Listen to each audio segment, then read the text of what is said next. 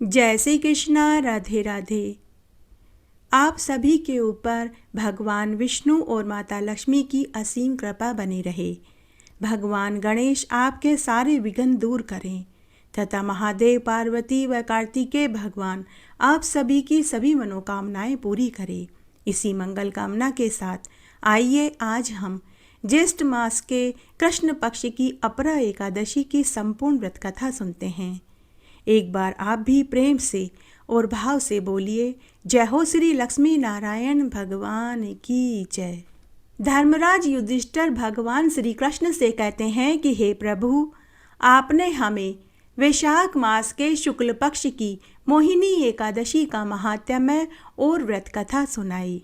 अब आप कृपा करके ज्येष्ठ मास के कृष्ण पक्ष की एकादशी के बारे में विस्तार से बताइए कि इस एकादशी का क्या नाम है तथा इसकी कथा कौन सी है, व इस व्रत को करने की विधि क्या है तथा इस व्रत के देवता कौन हैं। आप हमें विस्तार से सुनाइए, हमारी सुनने की अपार इच्छा है। तब भगवान श्री कृष्ण युधिष्ठिर से कहने लगे कि हे राजन, ज्येष्ठ मास के कृष्ण पक्ष की एकादशी का नाम अचला एकादशी तथा अपरा एकादशी दोनों नामों से जाना जाता है। यहाँ अपार का अर्थ है अतिरिक्त, क्योंकि इस एकादशी का व्रत करने से भगवान विष्णु की अतिरिक्त प्रीति प्राप्त होती है। यह एकादशी अपार अटूट धन देने वाली एकादशी कही जाती है। जो मनुष्य इस एकादशी का उपवास करते हैं उन्हें धन, यश, वैभव व प्रसिद्धि प्राप्त होती है। इस एकादशी के दिन भगवान त्रिविक्रम की पूजा करनी चाहिए। यहाँ त्रिविक्रम से मतलब भगवान विष्णु, भगवान विट्ठल व हनुमान भगवान आते हैं। इस एकादशी के व्रत के प्रभाव से ब्रह्महत्या, भूत योनि, दूसरे की निंदा आदि सभी पाप धुल जाते हैं। इस व्रत को करने से पर स्त्रीगामी, झूठी गवाही देना, झूठ बोलना, झूठा शास्त्र पढ़ना, झूठा ज्योतिषी बनना, झूठा वेद पढ़ना आदि पाप भी धुल जाते हैं। अगर क्षत्रिय युद्ध से भाग जाता है, अपने मालिक की युद्ध में रक्षा नहीं करता, प्रजा को मुसीबत में छोड़कर खुद जान बचाकर भाग जाता है, वैसे तो ऐसे मनुष्य नरक के भागी होते हैं। लेकिन अगर ऐसे व्यक्ति भी अपरा एकादशी का उपवास कर ले तो मरने पर वे भी स्वर्ग के भागी बनते हैं। अगर कोई शिष्य गुरु से शिक्षा लेकर बाद में अपने ही गुरु की निंदा करते हैं तो मरने पर उन्हें नरक में डाला जाता है। अगर वे मनुष्य भी अपरा एकादशी का व्रत कर ले तो वे पाप से मुक्त हो जाते हैं।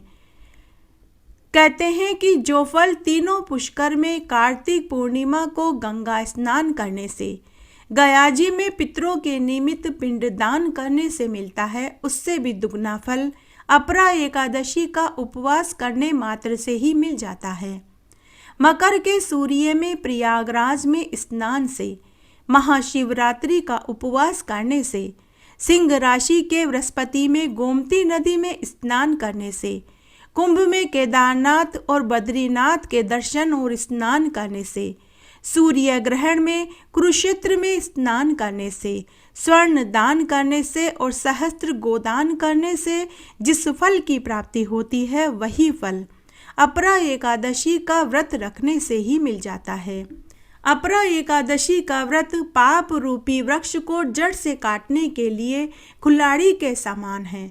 जैसे पाप रूपी ईंधन को जलाने के लिए लकड़ी काम करती है, पाप रूपी ईंधन को मिटाने के लिए सूर्य की किरणों के समान, मृगों को मारने के लिए सिंह के समान है, उसी तरह अगर मनुष्य पापों के भय से नरक में जाने से डरता है तो उसे भी अपरा एकादशी का उपवास अवश्य करना चाहिए।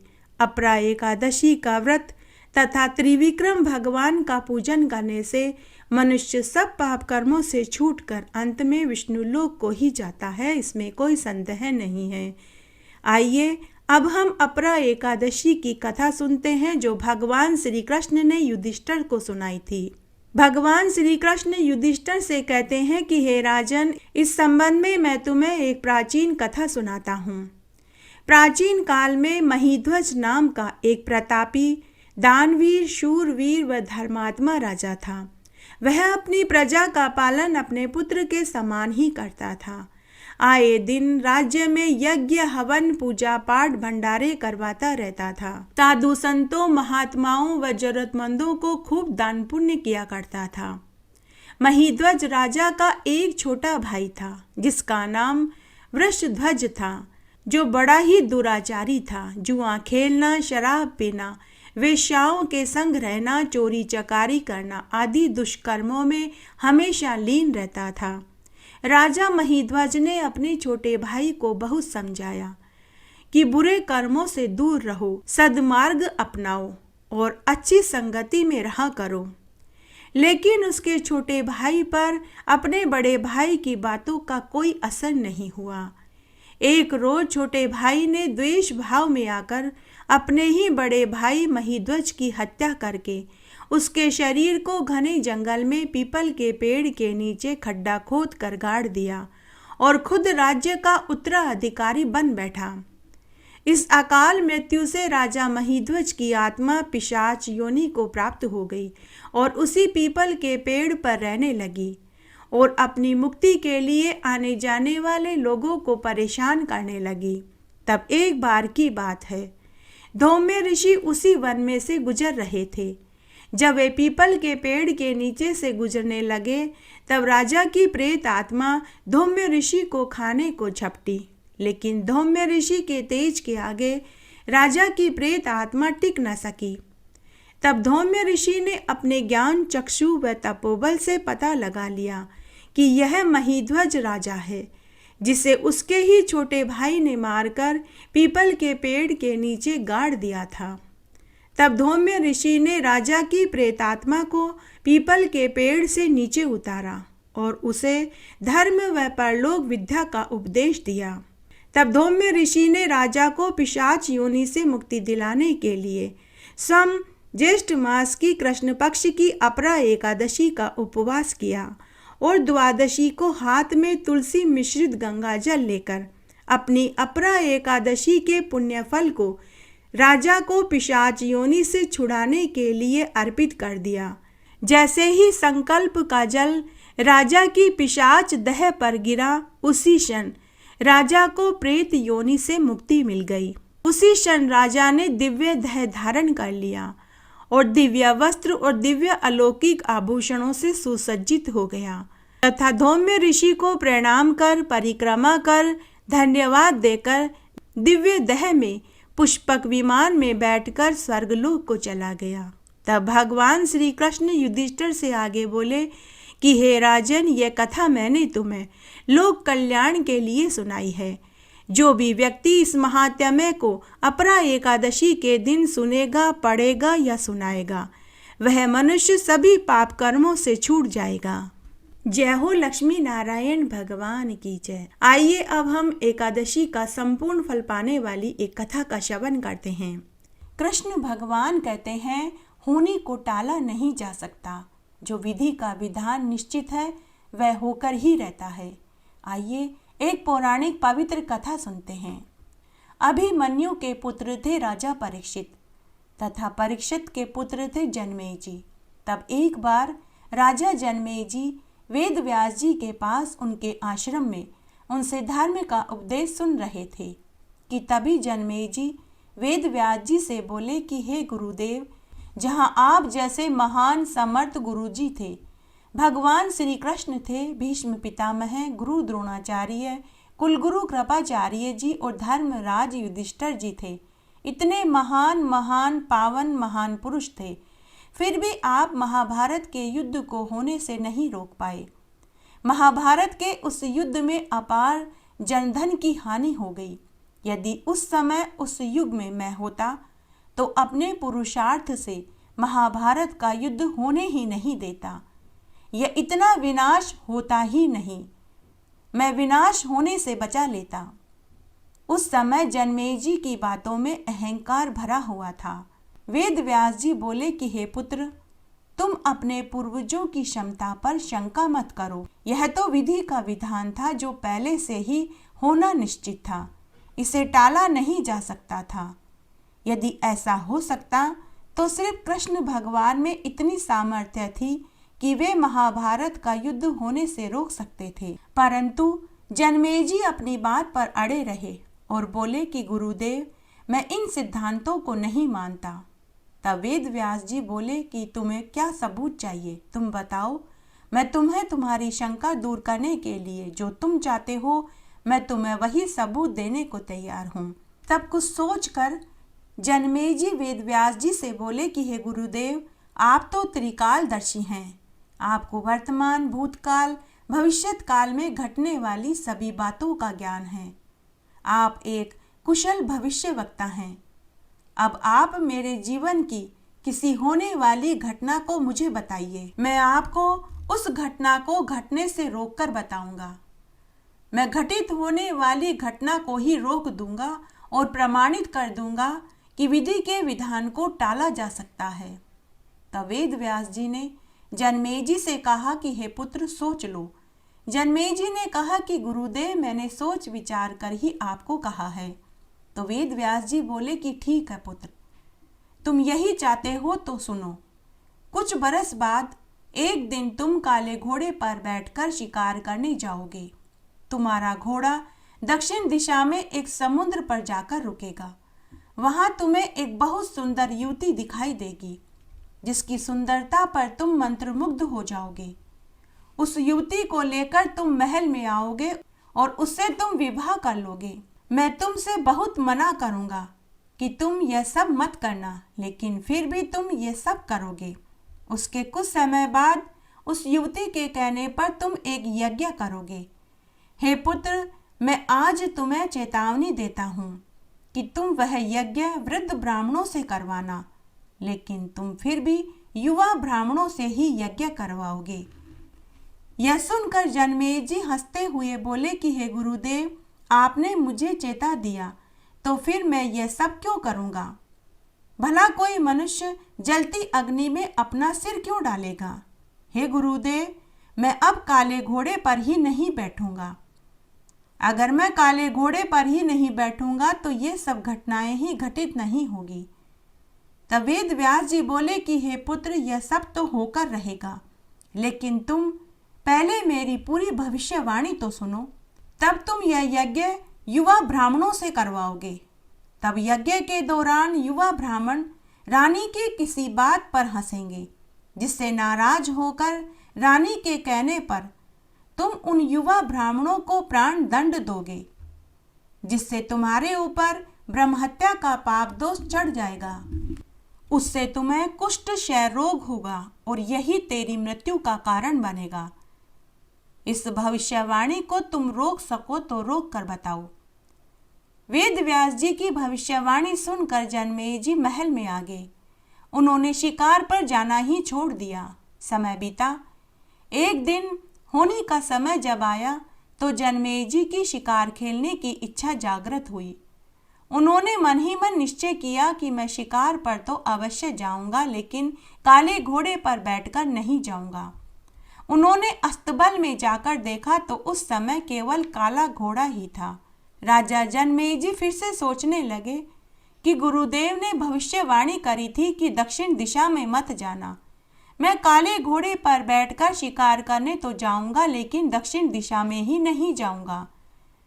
लेकिन जैसे ही जन्मेजय काले घोड़े पर बैठे और घोड़े की कमान खींची तो वह घोड़ा अनियंत्रित हो गया। वह दक्षिण दिशा की ओर दौड़ पड़ा और वह सीधे समुद्र तट के पास जाकर रुका।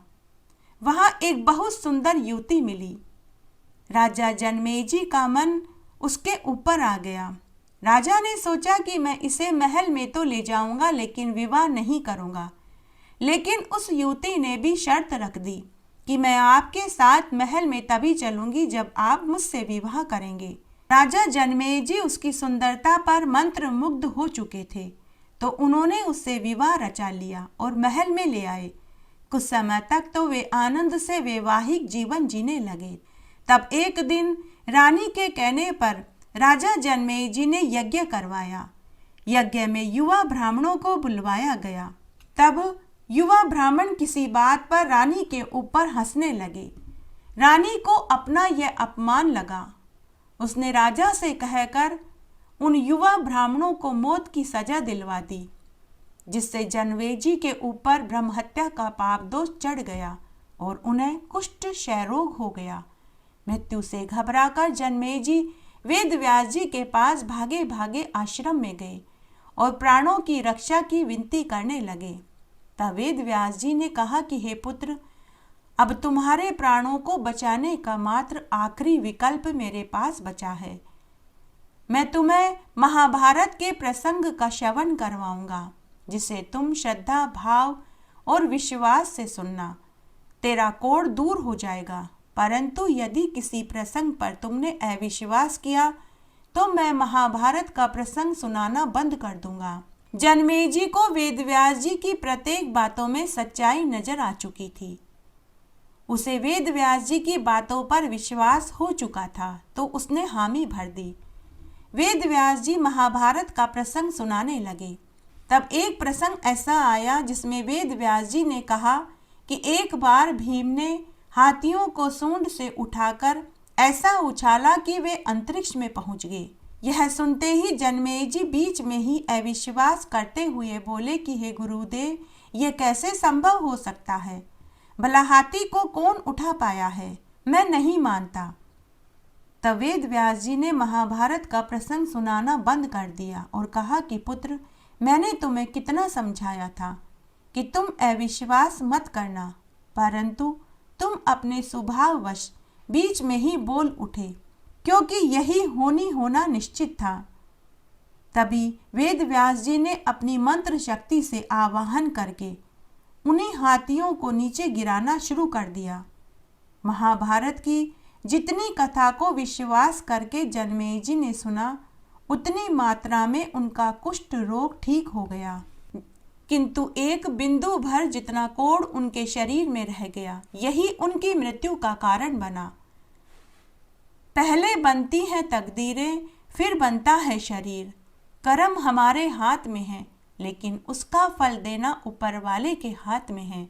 गीता के 11वें अध्याय में 33वें श्लोक में भगवान श्री कृष्ण अर्जुन से कहते हैं कि हे सखा, तुम उठो और अपना कार्य करके यश प्राप्त करो, क्योंकि ये सब तो पहले ही मेरे द्वारा मारे जा चुके हैं।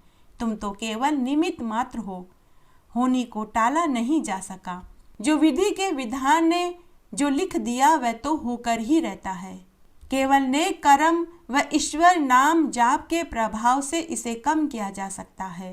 रोग दुख पीड़ा मनुष्य के जीवन में आएंगी जरूर, लेकिन प्रभु स्मरण से उन्हें भुलाकर कम जरूर किया जा सकता है। एक बार आप भी प्रेम से बोलिए, जय हो श्री लक्ष्मी नारायण भगवान की जय। एकादशी का संपूर्ण फल पाने के लिए आइए अब हम एक पवित्र पुण्य फल देने वाली कथा का श्रवण करते हैं। एक बार बहुत छोटा प्राचीन सा गांव था, जिसका नाम रत्ना नगरी था। उस गांव में एक ब्राह्मण दंपति अपने इकलौते पुत्र के साथ रहते थे। उस ब्राह्मण को अपने बाप दादा से एक महारत हासिल हुई थी। वह हस्त रेखा, मस्तिष्क रेखा और जन्म कुंडली देखकर वर्तमान, भविष्यत्काल और भूतकाल में घटने वाली घटनाओं को पढ़ लेता था। वह सोमदत्त ब्राह्मण बड़ा ही समझदार, व्यावहारिक और धार्मिक प्रवृत्ति का था। वह हर एकादशी का उपवास करता था। भगवान गणेश, महेश, विष्णु और हनुमान जी और माँ दुर्गा का परम भक्त था। पंच देवताओं की पूजा पाठ करके ही वह अन्न जल ग्रहण करता था। जब ब्राह्मण ने अपने बुजुर्गों से यह महारत सीखी थी तो उन्होंने कहा था कि बेटा, इस विद्या का दुरुपयोग कभी मत करना। इस विद्या का दुरुपयोग करके धन कमाने में मत लगा देना। यह विद्या इंसान को अमीर बना देगी तो गरीब भी बना सकती है। अगर इस विद्या का दुरुपयोग किया गया तो जान से हाथ भी धोना पड़ सकता है। तब सोमदत्त ने अपने बड़ों के कथना अनुसार ही कार्य किया, कभी भी इस विद्या का दुरुपयोग नहीं किया। इस तरह समय बीतने लगा। तब एक दिन ब्राह्मण सोमदत्त ने सोचा कि मेरे बाद इस विद्या को आगे कौन बढ़ाएगा। अतः मुझे अपने पुत्र को भी यह विद्या सिखा देनी चाहिए। तब एक दिन ब्राह्मण सोमदत्त ने अपने बाप दादाओं की विद्या अपने पुत्र विष्णुदत्त को सिखाने की सोची। अब वह रोज 1 घंटा अपने बेटे को हस्तरेखा, मस्तिष्क रेखा और जन्म कुंडली की शिक्षा देने लगा। सोमदत्त ने अपने पुत्र से कहा कि हे पुत्र, हाथ की रेखा हमेशा सीधे हाथ की देखी जाती है। दीपक की रोशनी से हस्त रेखा देखनी चाहिए, इससे रेखाएं स्पष्ट दिखाई देती है। रेखाएं पढ़ने में मदद मिलती है तथा मस्तिष्क रेखा ज्ञान, ध्यान, संयम से देखनी चाहिए। उसके बाद कागज पर हाथों की लकीरें बना कर वह अपने पुत्र को हस्तरेखा की पढ़ाई कराने लगा। सोमदत्त ने अपने पुत्र से कहा कि हे पुत्र, गहरी रेखाएं उपलब्धि और सफलता की सूचक है तथा टूटी रेखाएं बाधाएं और कष्ट और मृत्यु की सूचक होती है। हाथों की रेखाएं देखकर हृदय रेखा, मस्तिष्क रेखा, जीवन रेखा, सूर्य रेखा, मंगल रेखा, भाग्य रेखा, स्वास्थ्य रेखा, विवाह रेखाएं मुख्य होती है। इस तरह पंडित जी अब रोज अपने बेटे को 1 घंटा शिक्षा देने लगे। शिक्षा पूरी देने से पहले ही एक दिन पंडित जी अज्ञात बीमारी से चल बसे। उसी गम में पंडितानी भी परलोक सिधार गई। बेचारे विष्णुदत्त पर दुखों का पहाड़ टूट पड़ा। तब सगे संबंधियों ने एक ब्राह्मण कन्या से उसका विवाह करा दिया। घर चलाने के लिए धन की जरूरत थी। अब विष्णुदत्त अपने पिता की सिखाई विद्या से धन कमाने के लिए घर से निकल पड़ा। उसके पिता ने 3 शिक्षाएं दी थी, हस्तरेखा, मस्तिष्क रेखा और जन्म कुंडली देखना, लेकिन सभी विद्याएं उसने अधूरी सीखी थी। अधूरी जानकारी किसी बड़े झूठ से भी अधिक खतरनाक होती है, इस बात की जानकारी विष्णुदत्त को नहीं थी। अब वह इस विद्या का प्रयोग धन कमाने में करने लगा।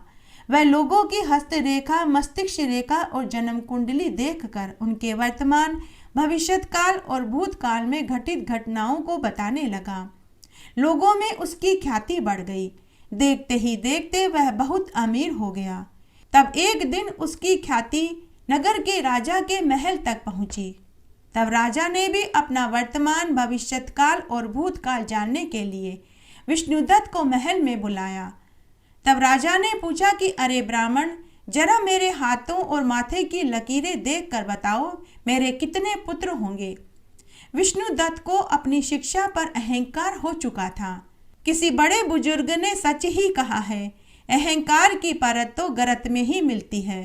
तब विष्णुदत्त ने राजा की हस्त और मस्तिष्क रेखा देख कर कहा कि हे महाराज, आपके 3 पुत्र और 1 पुत्री होगी, लेकिन आपके ये तीनों पुत्र आपसे पिछले जन्म का उधार मांगते हैं। जिस दिन आप उनका उधार ब्याज सहित चुका देंगे, वे एक एक करके मर जाएंगे, लेकिन आपकी बेटी जीवित रहेगी, क्योंकि वह न तो आपकी ऋणी है और न आप उसके ऋणी हैं। राजा को यह सुनकर बड़ा क्रोध आया।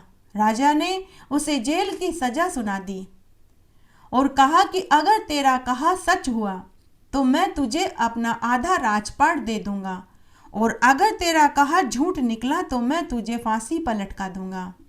इस तरह समय बीतने लगा। एक दिन रानी गर्भवती हो गई। एक एक करके उसे 3 पुत्र और 1 पुत्री हुई।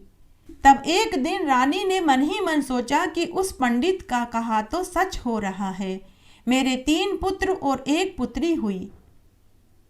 अगर उसका कहा सच हुआ, अगर मेरे तीनों पुत्र मर गए और पुत्री जीवित रह गई, तो राजा जी को हमारा आधा राजपाट उस पंडित को देना पड़ेगा। मुझे अपना राजपाट बचाने के लिए कुछ करना चाहिए, ताकि वह पंडित झूठा साबित हो जाए और उसे फांसी की सजा मिल जाए।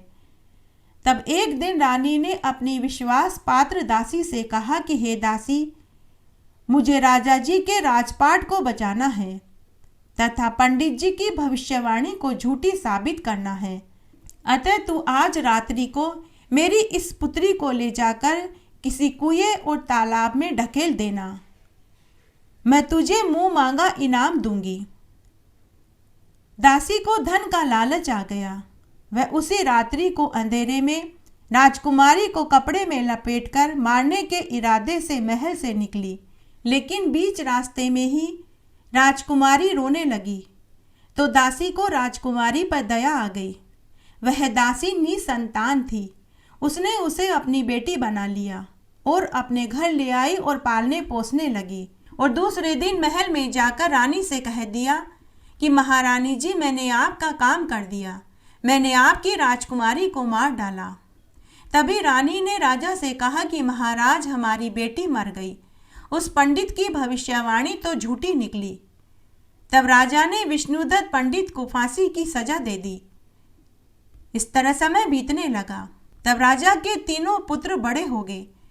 तब एक दिन राजा ने अपने बड़े पुत्र को राजगद्दी पर बिठा दिया। उसके 3 दिन बाद राजा का वह पुत्र मर गया।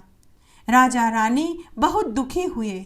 समय इस तरह बीतने लगा। कुछ दिनों के बाद जब राजा रानी थोड़े दुख से उबरे तो दूसरे पुत्र को राजगद्दी सौंप दी, तो वह भी 7 दिनों के बाद मृत्यु को प्राप्त हो गया।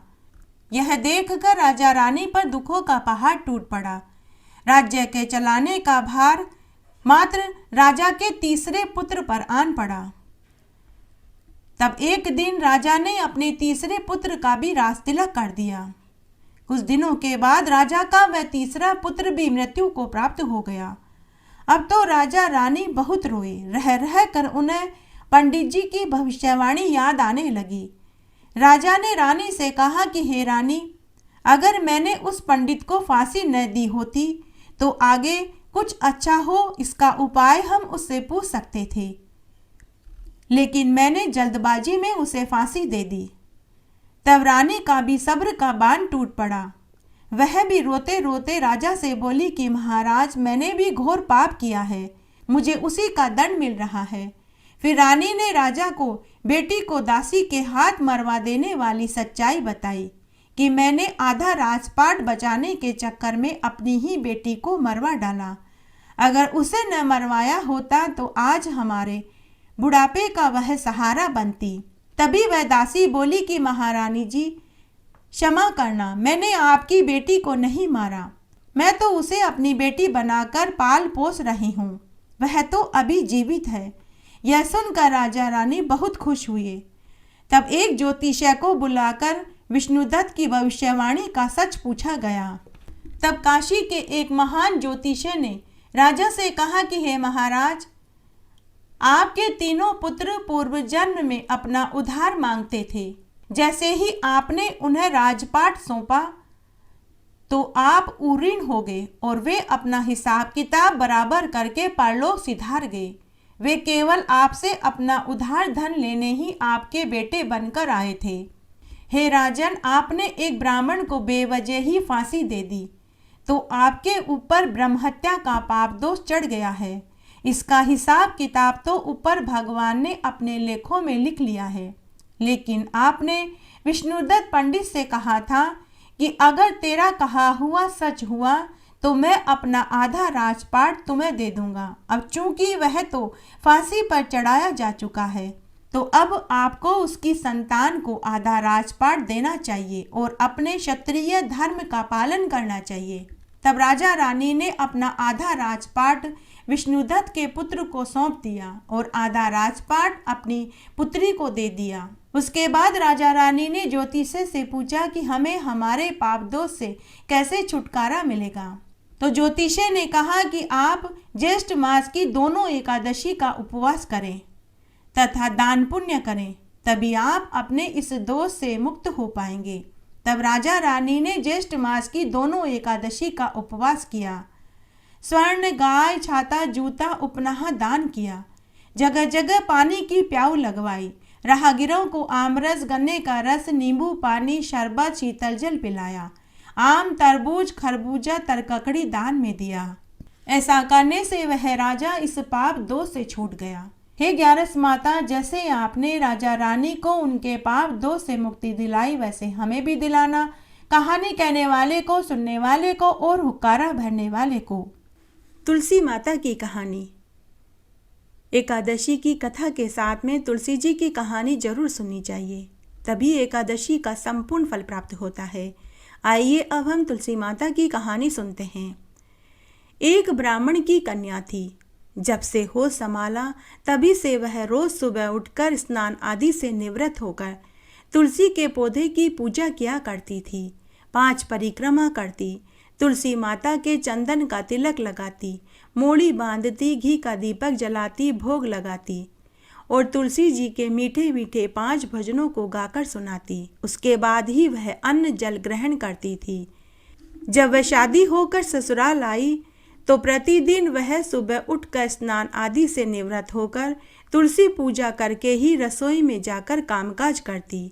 उसके बाद ही वह अन्न जल खाती थी। उसके 2 नंदे और 2 जिठानियाँ थीं। तो नंदे और जिठानियाँ उसका मजाक उड़ाने लगी कि बड़ी आई नियम धर्म निभाने वाली। नंदे और जिठानियाँ बहू से ईर्ष्या करने लगी। तब एक दिन दोनों नंदे और जिठानियों ने तुलसी का गमला छुपा दिया, यह सोचकर कि देखते हैं अब कैसे पूजा करती है। नई बहू जब सुबह नहा धोकर तुलसी के पौधे की पूजा करने के लिए आई तो उसे गमला कहीं दिखाई नहीं दिया।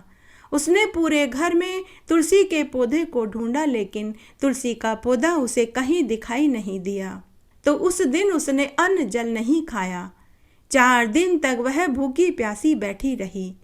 नंदों और जिठानियों ने उसे खाना परोसा तो वह बोली कि मेरा नियम है तुलसी पूजा करके ही मैं अन्न जल खाती हूँ, लेकिन मैंने अभी तुलसी पूजा नहीं करी तो मैं भोजन तो क्या जल भी नहीं पीऊँगी। यह सुनकर नंदे और जिठानियाँ उसके ऊपर हंसने लगी और ताना देने लगी कि अरे क्या ढोंग करती है, बड़ी आई नियम धर्म करने वाली, क्यों ढोंग करती है। तब सास ने सुना तो सास बोली कि भूख लगेगी तो अपने आप खा लेगी। तब नई बहू ने 4 दिन तक तुलसी जी की पूजा नहीं करी तो उसने 4 दिन तक अन्न जल भी नहीं खाया पिया। तब 5वें दिन नई बहू की सच्ची भक्ति देखकर तुलसी माता एक रात्रि को नई बहू के स्वप्न में आकर बोली कि बेटी तू आजकल मेरी पूजा भी नहीं करती है, नहीं तू दिया बाती करती है, नहीं तू भोग लगाती है और नहीं तू मुझे मीठे मीठे तुलसी के भजन सुनाती है, तू क्यों भूखी प्यासी पड़ी है। तो बहू ने पूरी सच्चाई बताई। तब माता तुलसी बोली कि बेटी उठ, मैंने तेरे घर के प्रत्येक कोने में अपना निवास बना लिया है, तू उठ और मेरी पूजा कर। ऐसा कहकर तुलसी माता अंतर्ध्यान हो गई। सुबह जब नई बहू सोकर उठी तो उसे रात्रि के स्वप्न वाली बात याद आई। उसने देखा उसके घर के प्रत्येक कोने में तुलसी का पौधा लहलहा रहा था, जिसकी हर लड़ी में सोने चांदी की लड़ियां लटक रही थी। बहू यह देखकर खुश हो गई। बहू उठी, नहाई धोई और तुलसी जी की पूजा करी। उसके बाद रसोई में भोजन करने लगी। बहू को भोजन करते देखकर नंदे और जिठानियाँ बोली कि अरे 4 दिन तूने रोटी नहीं खाई तो तेरे नियम धर्म तेल लेने गए क्या? आज तेरे नियम धर्म कहाँ गए? कहाँ गए तेरे तुलसी पूजा करने का नियम? तो बहू ने उन्हें पूरी सच्चाई बताई। तब नई बहू उन्हें लेकर घर के आंगन में गई, गलियारे में गई, छत पर गई, रसोई में गई और परिंदे में दिखाया तो सब जगह तुलसी लहलहा रही थी। तुलसी की प्रत्येक लड़ी में सोने चांदी की लड़ियां लटक रही थी। यह देखकर ननद और जिठानियों को पश्चाताप होने लगा। उन्हें भी तुलसी की महिमा समझ में आ चुकी थी। अब वे भी नई बहू के साथ रोज सुबह उठकर स्नान आदि से निवृत्त होकर तुलसी पूजा करने लगी। हे तुलसी माता, जैसे आप नई बहू की भक्ति और पूजा से प्रसन्न होकर उसे सब सुख दिया, वैसे हमें भी देना। कहानी कहने वाले को, सुनने वाले को और हुक्कारा भरने वाले को। लपसी तपसी की कहानी। एक बार एक लपसी और एक तपसी था। तपसी तो भगवान की तपस्या करता था और लपसी सवासेर की लापसी बनाकर भगवान को भोग लगाता और बाद में खुद जीम लेता था। एक दिन उन दोनों में कौन बड़ा है इस बात को लेकर लड़ाई होने लगी। तपसी ने कहा कि मैं बड़ा हूँ तो लपसी ने कहा कि मैं बड़ा हूँ। कि तभी नारद मुनि उधर आए। नारद मुनि ने उन दोनों से लड़ाई का कारण पूछा। तब लपसी और तपसी दोनों नारद मुनि को प्रणाम करके बोले कि हे देव ऋषि नारद जी, अब आप ही बताइए कि हम दोनों में से कौन बड़ा है। तब तपसी ने कहा कि मैं बड़ा हूँ। तो लप्सी ने कहा कि मैं बड़ा हूँ। तपसी बोला कि हे देवऋषि नारद जी, मैं सारे दिन भगवान की पूजा करता हूँ, इसलिए मैं बड़ा हूँ। तो लप्सी बोला कि हे देवऋषि नारद जी, मैं सवासेर की लापसी बनाकर भगवान को भोग लगाता हूँ और बाद में खुद जीम लेता हूँ, इसलिए मैं बड़ा हूँ। तब नारद मुनि उन्हें बोले कि मैं तुम दोनों की लड़ाई का फैसला कल करूँगा। दूसरे दिन देवऋषि नारद मुनि ने तपसी और लप्सी दोनों के आगे एक एक 1.25 करोड़ की अंगूठी गिरा दी। तपसी जब नहाकर आ रहा था और उसे जब 1.25 करोड़ की अंगूठी दिखाई दी तो उसके मन में धन का लालच आ गया। उसने अंगूठी को अपने घोड़े के नीचे दबा लिया और वहीं बैठकर के वह तपस्या करने लगा। लप्सी रोज की तरह सुबह उठकर नहाया धोया। उसने 1.25 करोड़ की अंगूठी की तरफ देखा भी नहीं। नहा धोकर उसने सवासेर की लापसी बनाई और भगवान को भोग लगाया और बाद में उसने खुद जीम लिया। थोड़ी देर के बाद नारद मुनि उनके पास आए। नारद मुनि को आया देखकर दोनों ने देवऋषि नारद से पूछा कि हे देवऋषि नारद मुनि, अब आप बताइए कि हम दोनों में से कौन बड़ा है। तब नारद मुनि ने तपसी से कहा कि तपसी, तू अपना पांव ऊंचा कर। तपसी ने जैसे ही पांव ऊंचा किया तो उसके घोड़े के नीचे से 1.25 करोड़ की अंगूठी निकली। तब नारद मुनि तपसी से बोले कि तपसी, तूने अंगूठी चुराई, इसलिए तेरी तपस्या भंग हो गई, इसलिए लप्सी बड़ा है। यह सुनकर तपसी को पश्चाताप होने लगा। वह रोने और गिड़गिड़ाने लगा और नारद मुनि से पूछने लगा कि हे देवऋषि नारद जी, मुझे मेरी तपस्या का फल अब कैसे मिलेगा। तब नारद मुनि बोले कि जो भी स्त्री और पुरुष कार्तिक, वैशाख, माघ मास, पुरुषोत्तम मास और एकादशी का स्नान और व्रत करेंगे, सब कथा कहानियों को सुनने के बाद तेरी कहानी नहीं सुनेंगे तो फल तुझे मिलेगा। रोटी बनाकर बाटा नहीं बनाया तो फल तुझे मिलेगा। ब्राह्मण जिमाकर दक्षिणा नहीं दी तो फल तुझे मिलेगा। बहन बेटियों को साड़ी देकर ब्लाउज नहीं दिया तो फल तुझे मिलेगा। दिया से दिया जलाया तो फल तुझे मिलेगा। मकान बनाने से पहले थली नहीं बनाई तो फल तुझे मिलेगा। सीधे हाथ की तरफ स्त्री और पुरुष नाड़ा बांधेंगे तो फल तुझे मिलेगा। सभी कथा कहानियां सुनने के बाद तेरी कहानी कहेंगे सुनेंगे नहीं तो फल तुझे मिलेगा। इसलिए एकादशी व्रत में सभी कथा कहानियों के साथ में लप्सी और तपसी की कहानी जरूर सुननी चाहिए, नहीं तो एकादशी के व्रत का संपूर्ण फल प्राप्त नहीं होता। आइए अब हम तुलसी जी की आरती सुनते हैं। जय हो तुलसी मैया की। तुलसी महारानी नमो नमो, हरि की पटरानी नमो नमो। बन तुलसी पूरन तप कियो मैया, शालग्राम महापटरानी। जाके मंज मंजरी कोमल मैया, श्रीपति चरण कमल लपटानी। धूप दीप नैवेद्य आरती मैया, पुष्पन की वर्षा बरसानी। 56 भोग 36 व्यंजन मैया, बिन तुलसी हरि एक न मानी। सामरो सखी माई तेरा यश गावे मैया, भक्तों वर दीजे महारानी। तुलसी महारानी नमो नमो, हरि की पटरानी नमो नमो। इस तरह आज हमने अपरा एकादशी की संपूर्ण व्रत कथा सुनी।